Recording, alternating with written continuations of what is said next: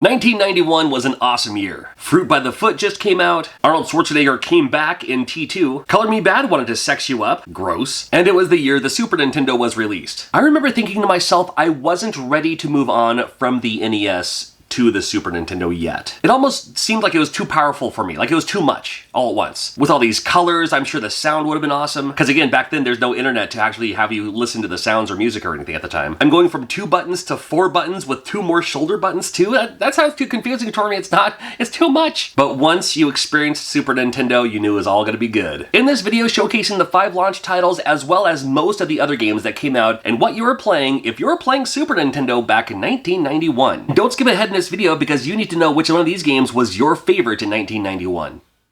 For the most part, the NES was packed with Super Mario Bros., so it would make sense that the Super Nintendo was packed with Super Mario World. The Screen Attract mode with Super Mario World was brilliant for store displays because it showed you kind of all of the new additions and features that Super Mario World has to offer, including Yoshi, including jumping on him. You know, if you get hit, you fall off, so it basically counts as another hit point. You can eat things, you can eat the enemies, you can pick up items and throw them in the air. You can do all these things, and it shows you all that in the Attract mode to really pull you into what you can do with this game on the Super Nintendo before you even had one yet. I mean, at this point already, Mario 3 was basically the greatest game on the planet, so how can you top that? Well, they certainly did their best with Super Mario World. Super Mario World was the introduction of Yoshi. Yeah, finally got Yoshi in the game now. It's funny, when I play this game, I keep forgetting Yoshi doesn't have that if you hold the jump button, he kind of floats a little bit. He doesn't do that yet. But also taking advantage with everything that the Super Nintendo now has to offer. There's an extra button that you can do like a spin jump. You can have a power-up in reserve, so if you lose one, you can drop another one. Some levels have different ways you can complete them, so like the level will split into 2 different paths. Now that you can do more, some of the boss fights are a little bit more interesting and stuff like that. It was a great introduction to how to play the Super Nintendo. I loved it. I also like the fact that Yoshi was the star power-up in this game. You do have the ability to fly with that cape, with the feather. However, it's not even introduced until you move on to until you defeat the first boss. Then you actually get to a level that actually has that. So it's like, it's gonna introduce you to all these things first, and then it's gonna say, hey, now here's another one for you. Can't go wrong with Super Mario World.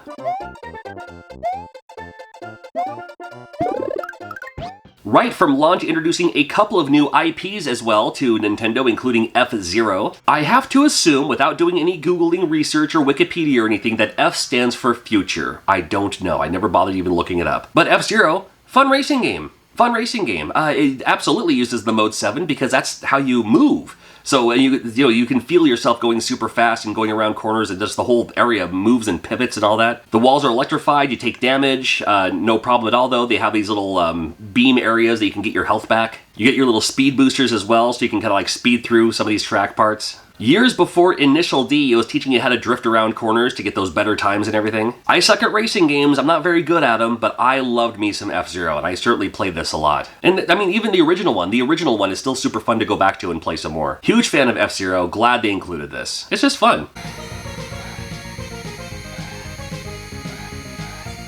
Pilot Wings was the other new IP, and the first time I played this, it felt a little bit like a tech demo. Like, not as much like a game, because you're just leisurely enjoying yourself, flying around, you know, landing on things, looking around, going through orbs. You're not really like destroying things. You're not tearing down buildings. And there are a couple of helicopter missions later that you can, you know, shoot bombs on the ground. But for the most part, you're just trying to get your pilot's license and all that. And you're like, what? Really? But the more I played this game, the more I fell in love with it. I really, really did. I love the cool kind of jazzy, Price is Right style showcase music that this game has. And again, looking at Nintendo Power photos, the pictures never did it justice on how things scrolled and moved towards you and everything. It just looked amazing for its time. I mean, yeah, you look at it now, you're like, you can see every, you know, pixel blown up. But it's like, at the time, it didn't matter, man. It was so good. You got the light plane, you got the rocket pack, the hang glider is always fun. The parachute was one of my favorites as well. Rocket Pack was certainly my favorite. And I also like the fact that you had a chance at bonus stages where if you did certain criteria, you can earn some extra points, extra credit, if you will. It is possible to beat this game, play it all the way through, without ever flying the light plane if you focus solely on doing the bonus missions. It's possible. Pilot Wings is still one of my favorite games of all time. I love it.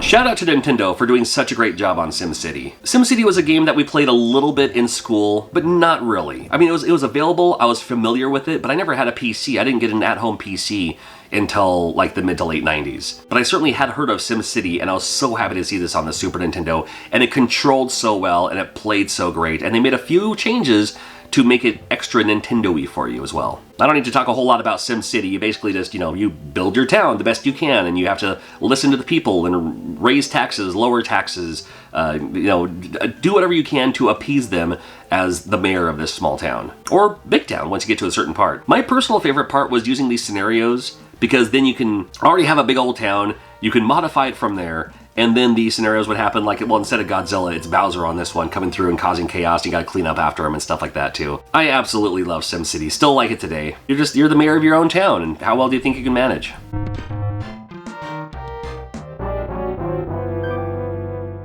Hold on, little nostalgia trip, here you go. Ah, it never gets old. A fantastic shooter in Gradius 3. Oh my god. Now right up front, you get to choose what loadout you want. Like, what would you like? Do you want the heavy lasers? Do you want the ripple lasers? What kind of force shield do you want? You get to choose, customize exactly how you want to play. That's best for you. And then you get an awesome shooter in Gradius 3. Fantastic music. I've always loved the fact that you get to choose your own power-ups and when you want them the most. I always have to get, a couple of speeds at first, and then maybe a missile, or then maybe the laser or something like that. I gotta build up to some options. This game does feature the Konami code. However, if you do it correctly, you blow up. But instead of left, right, you do LR, LR, and you get an immediate loadout of, to make yourself all souped up. Gonna help you out in the first little part of the game. It was pretty graphic intensive for the time with all these moving sprites. You would feature some slowdown, which I didn't mind. Now I understand there's like a patch later on that you can actually patch it so there's no slowdown. But the slowdown helps me out because, hey, I can dodge bullets easier. Good news for me. Love me some Gradius 3.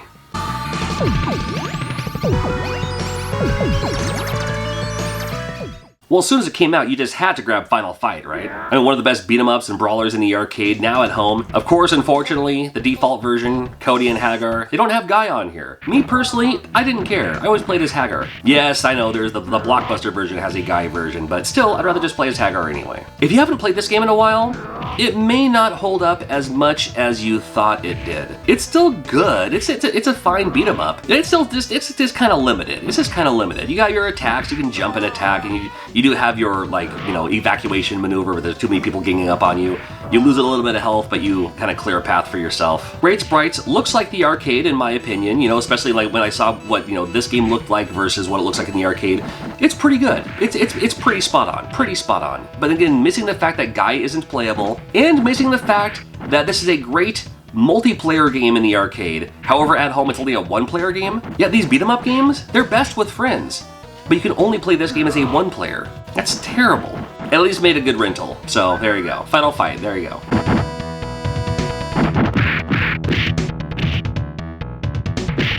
Probably the first RPG to enter the US Super Nintendo is Draken. And Draken was very, very interesting for its time. It really hyped me up for what RPGs could be on the Super Nintendo. Now this game is clunky. This game is bulky. May not have the best graphics. The music's pretty cool, but when I first started walking around, I was just like, oh, hey, this could work. I would love to see a game like this. Now, of course, now we have games like Skyrim, but at the time, this was my Skyrim. I spent more time just walking around and fighting random enemies. And when it goes into the random battles, the enemies just kind of, it's AI style. They attack the way you want them to attack. But this game just brings back a ton of memories. Even just the skyline brings back memories for me playing this game. Of course, later on down the road, we've got the pseudo-sequel in Dragon View. That was way, way better. But in the meantime, Draken was all we had for the time.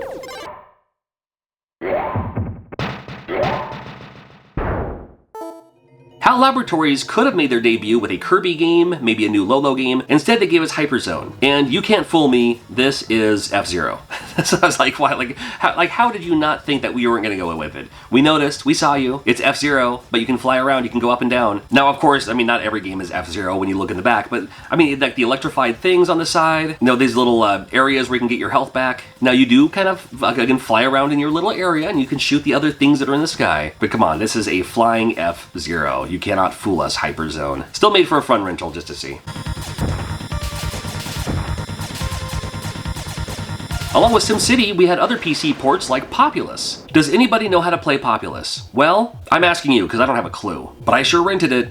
You can raise land and lower land, and you're trying to get them to evolve into something? I don't know. I had to check it out.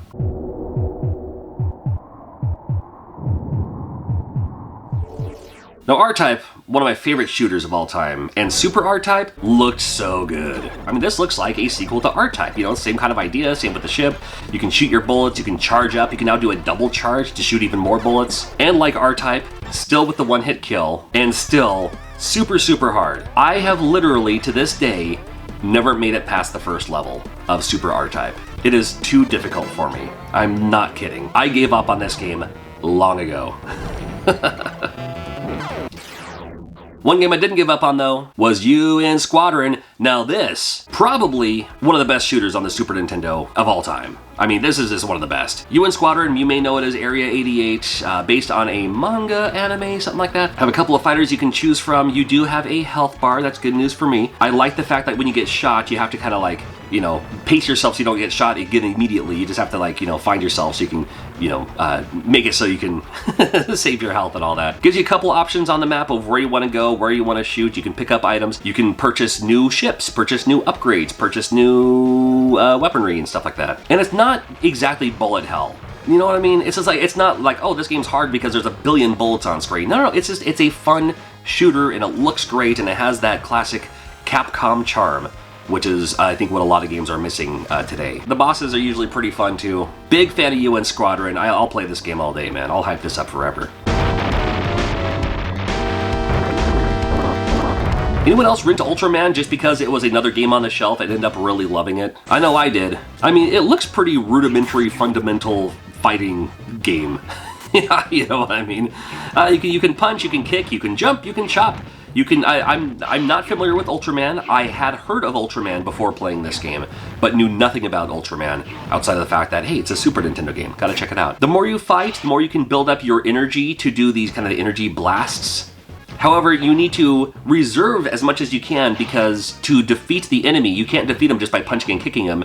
To defeat them, you have to do like your Super Omega Blast or whatever, and that will actually defeat the enemy, so you can move on to the next stage. Little Mode 7 effects in this one as well. Ultraman, yeah, I love it. It's not great, but nostalgia-wise, I like this game.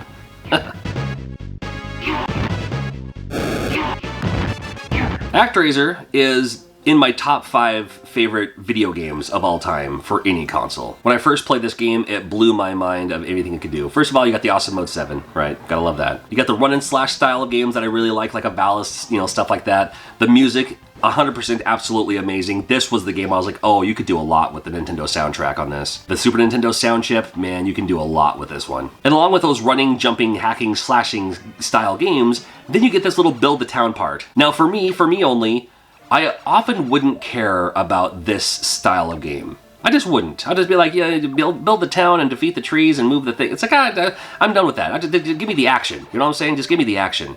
But they made this kind of fun, and they made this pretty fun. I mean, just, you know, it made it interesting. It kind of brought you along to the story as well. You know, like what's going on with the town, and somebody leaves, or, you know, these people are fighting, you gotta send them music. I mean, there's a lot of things happening with this, and, you know, you kind of play the role of God in a way where, you know, we get to a certain part when you can't grow the town any more than it has to, but then you have more people moving in, so you have to, like, destroy the old houses so they can build new houses.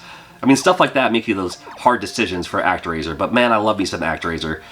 Still love it today. There is the newer one that came out. It's okay, but I mean, the original is always gonna be the best.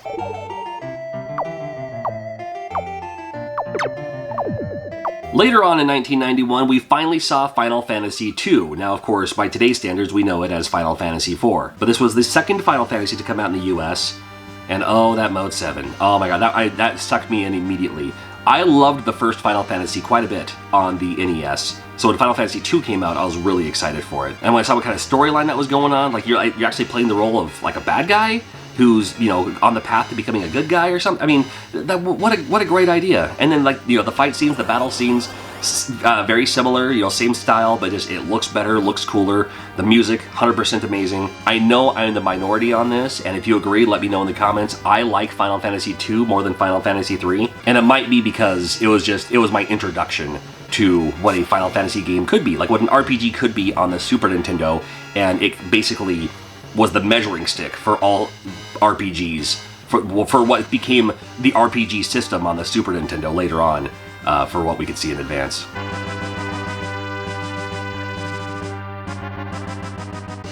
When in doubt, do a sequel to a classic. We got Super Ghouls and Ghosts. More of the same, more of the awesome. You got a double jump on this one. That's one of the newer features. This one features the double jump, which is super awesome and will definitely come in handy. Also now on top of the magic armor, you get the green armor. And the green armor is basically just like a weapon upgrade to whatever weapon you have. But it was still, I mean, it was just hard enough. Like you could get through this game if you really needed to. I mean, it's Ghosts and Goblins hard. You know what I'm saying? This one to me is easier than, like, let's say the first Ghosts and Goblins.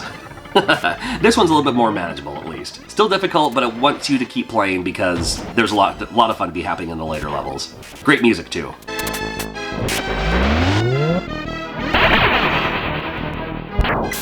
I promise you this is Darius Twin. It doesn't feature the title screen on the title screen, believe it or not. Did you rent this one back in the day too? I mean, it wasn't UN Squadron, but it was a great Darius game. Darius games are always fun. I like the fact that it's always like flying fish. So, but if you like the Darius games, can't go wrong, right? It's a good one. It's fine.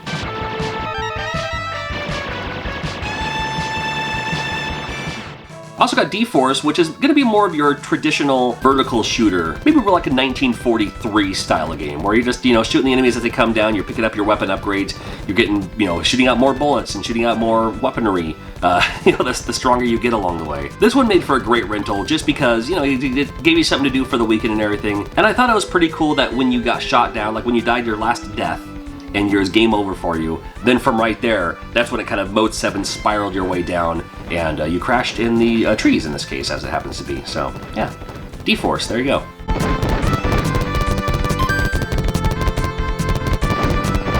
I could literally never stop talking about how much I love Lagoon. You see, before Legend of Zelda: Link to the Past, we had Lagoon. This was our Zelda for the time. But it takes more, I think, examples from games like Ys than Zelda. Along with talking to townsfolk and getting the weapons and, that whole idea. Your weapon upgrade system is very Ys-like, as you can see there. You also get your magic items later on as well. This is the very beginning of the game. And your sword isn't very long, but it is effective. And just because you run into an enemy doesn't mean you'll always take damage. Sometimes they won't damage you, you just end up pushing them out of the way. Again, very Ys-like. And in this game, when you take damage, you can stand still to build back your strength. Again, very Ys-like. The dungeons, just like any other game, can be very monotonous. You're just like, where was I going? Everything looks the same. But I had a ton of fun with this game. I played it through a few times. I've been replaying it on Twitch recently. Love me some Lagoon. I am not a CIB collector, and I have Lagoon CIB, just because I love it that much. Just before Christmas of 1991, we got a great gift in Super Castlevania 4. Now I gotta say up front, this is one of the least like other Castlevania games out there. And we're doing games like Castlevania 1, Castlevania 3, and then like in the future with Castlevania Bloodlines and all the other great Castlevania games we got later on. This one stands alone as if it's a Super Nintendo exclusive. Like they would actually build this just for the Super Nintendo without ever... This is Super Nintendo Castlevania. And hey, you know what? Why not? You can whip in multiple directions. I love the fact that you can like whip and then leave your chain out, like leave your whip out, so you can just kind of like, wiggle it around, I guess. With the new L and R buttons, your shoulder button is your special weapon, so you're not accidentally like throwing an axe sometimes like I used to do in some of the other Castlevania games. Great music, great soundtrack, great visuals on this one. A lot of the familiar faces in Castlevania, like the skeletons, like the flying Medusa heads, so much more too. Fun times with Super Castlevania 4, and if you had a Super Nintendo back in 91, you absolutely had to have this game for sure. Even the unique boss battles, the bosses were always kind of fun because you never knew what kind of boss you were going to get. Whenever I got these orbs flying down, because you can whip in multiple directions, I always try to catch the orb as I'm whipping downward because it looks kind of cool. Let's see if I can do it this time. Nope. All right. Anyway, Super Castlevania 4 is pretty awesome. And we'll be looking at more games for more consoles throughout the years. Make sure you're subscribed. We'll see you again soon.